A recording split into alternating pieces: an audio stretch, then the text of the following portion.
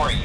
I'm finishing up my last week now, as a matter of fact, so I know it can be a bit overwhelming, but I'm here to tell you there's nothing to worry about.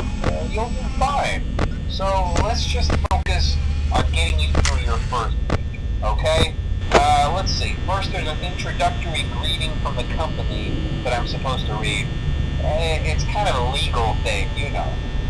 Welcome to Freddy Fazbear's Pizza, a magical place for kids and grown-ups alike, where fantasy and fun come to life. Fazbear Entertainment is not responsible for damage to property or person.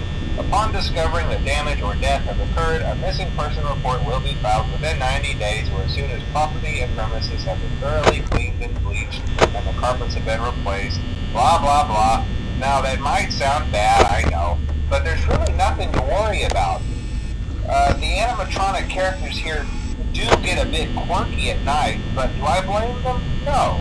If I were forced to sing those same stupid songs for 20 years and I never got a bath, I'd probably be a bit irritable at night too. So remember, these characters hold a special place in the hearts of children and we need to show them a little respect, right?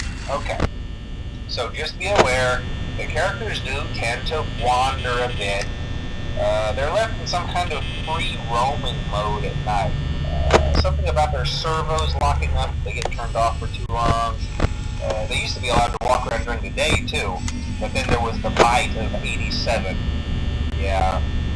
It's amazing that the human body can live without the frontal lobe, you know?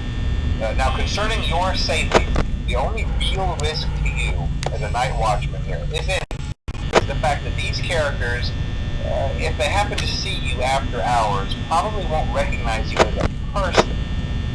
They'll most likely see you as a metal endoskeleton without its costume on.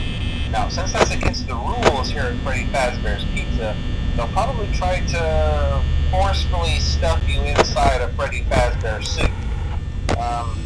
Now, that wouldn't be so bad if the suits themselves weren't filled with cross beams, wires, and electronic devices, especially around the facial area. So you can imagine how having your head forcefully pressed inside one of those could cause a bit of discomfort and death. The only parts of you that would likely see the light of day again would be your eyeballs and teeth that pop out the front of the mask. Yeah, they don't tell you these things when you sign up.